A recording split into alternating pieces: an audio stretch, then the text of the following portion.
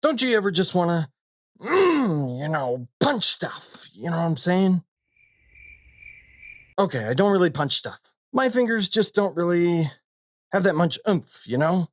So I've got to get my rage fix elsewhere. And if you've got similar weak, feeble problems, then I've got some games for you. What about violence for the sake of lizard sports? Huh? Or even better, violence for the sake of candy! Yeah!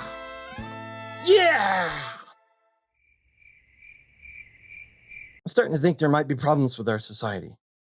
But these games are still really fun, so let's do this thing! In Pinatas, you're going to take the most beautiful cartoon pinatas ever and beat them senseless until their insides are on their outsides. Woo! I told you it'd be violent. This is a reprint of the classic Kinesia Trick Taker, Marshmallow Test, or Voodoo Prince, if you up the emotional damage to cartoon levels. Yay! It's a must-follow trick-taking game where you're aiming for an exact number of tricks. If you win that exact amount, you're knocked out for the rest of the hand. But you don't want to get him too early. The pinata will barely have dropped any candy at that point. You want to win him later, when other people have already spilled its guts a little bit. How this works mechanically is when you hit your target number of tricks, you score candy equal to the number of tricks everyone else has gotten. And just in case it's not clear, candy is points, just like life. After this, you'll be out for the rest of the hand. Meanwhile, everyone else gets to continue making candy off of the tricks that you previously won. First to 25 candy wins. So the longer you wait, the more candy you'll get, right? Wrong. If you're ever the last person left, you get nothing. You've been caught with a blindfold on. Everyone else swooped in and got all the candy right out from under your nose. This creates an immediate tension. Win tricks early, that's candy. Wait too long, no candy. So, is that all there is to this trick-taking game? Yeah, pretty much. There is a trump suit set by whoever got no candy last hand. If you win with some numbers, it'll split the tricks in two, which is painfully fun. And if you play a 0, but somebody else plays the highest card, your 0 beats their highest. So even your lowest play might not be safe, which are all good fun themes. But my favorite thing, the thing you don't see coming, is when suddenly it's just you and one other player in a Thunderdome for all the marbles. Mess it up, and you go home sugar-free. Which I can't emphasize enough, is never the goal. I love this moment, and honestly, I really just love this game. It's approachable, but still has some wrinkles. It's got a bit of bite to it, but it's not overly mean. The art's hilarious, although slightly guilt-inducing. And it plays best with more people, but is still fun with less. Frankly, it's just kind of the perfect little trick taker. The only reason you wouldn't like this is if you don't like trick takers, or you don't like occasionally sticking your friends with less candy. Which, if you don't like those things, maybe we don't have as much in common as I thought. But you know who I do have a lot in common with? Taylor from Taylor's Trick-Taking Table. Taylor already made a video on this exact subject. Why did I duplicate said video? Incompetence. But now you've got a second opinion, so go ahead and give that a watch. Anyway, if you want a fun, quick, punchy trick-taking game with a few Kinesia wrinkles, then just go get this one. What are you waiting for? But what if that's not enough violence for you? You want even more wrinkle. In fact, you want to feel the brain trauma, man? Then let's take a look at Savage Bowl! This is another trick taker where you need an exact number of tricks. It's almost like I played them in this video on purpose. But if you win more than that exact amount, head crunched, ribs broken, toe stubbed, you're out of the round, 0 points. But what if you end the hand without winning the right number of tricks? No soup for you, 0 points. That means it's all or nothing, baby. Get the exact amount of tricks or go home.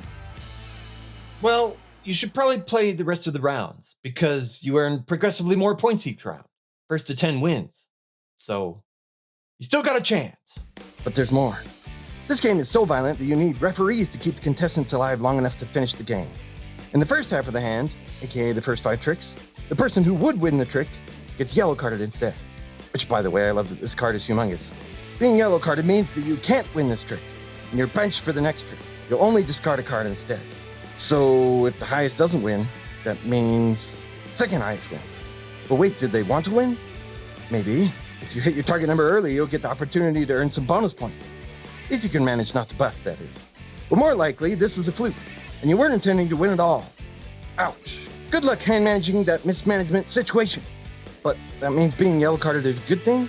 In a game where you need to win an exact amount of tricks, stuffing a bunch of high cards could be essential, especially if you're loaded with a bunch of these trump cards, which are so violent that they've been censored by shininess so you can't tell what's going on. But after the first 5 tricks, the referees no longer care about your safety, which means it's a free-for-all. Highest then wins the trick like a normal trick taker.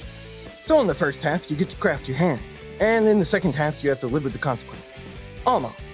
You see, there's one more tool in your tool belt. Chameleons. Play these with another card, and it changes the color of the suit to the previously played card. This means that you can avoid taking a trick when you otherwise would have, or take one when you really need to, but you can only use this once per hand. So to sum up, Savage Bowl is absolutely metal. The punishment for failure is absolute, but this game gives you more opportunity to mitigate the odds, which also allows for more sabotage. However, the cost of this is that this game is a little more advanced. It's not rocket science, but I wouldn't put this in front of anyone brand new to trick-taking. Although my daughter plays it, so who am I to judge? Also, the art can be pretty divisive. I can comfortably say that it's too much, but I kind of like that it's too much. It fits the Blood Bowl aesthetic perfectly, but I will say that sometimes the suits are hard to tell apart at first. You get used to it, but that feels like something that could have been easily fixed. Which, this is a prototype, so maybe it will. But which one of these bad boys should you actually choose? Well, honestly, for me, both. I know. I'll make some recommendations after I get off my soapbox. You see, all trick-taking games are about evaluating and mitigating your hand. In some games, you need high numbers to win tricks. Some games, you need low numbers to avoid tricks. Great designs usually find a way to include both. Both of these games, simply by saying you need to win an exact number of tricks, means that you need low cards to avoid, but also some high cards to actually seal the deal. Which means every time you actually win a trick, it feels like a huge risk you're taking or a huge mistake you've got to now fix. It's the same wonderful angst you get from a bidding game without the added barrier to actually make a bid, which just makes these great. But there is more to each of these games than just that. So let's make some recommendations. Overall, you should probably pick Pinatas first, especially since it'll be available sooner. The rules are simple, the art is shockingly hilarious, and the stakes feel high without being too harsh.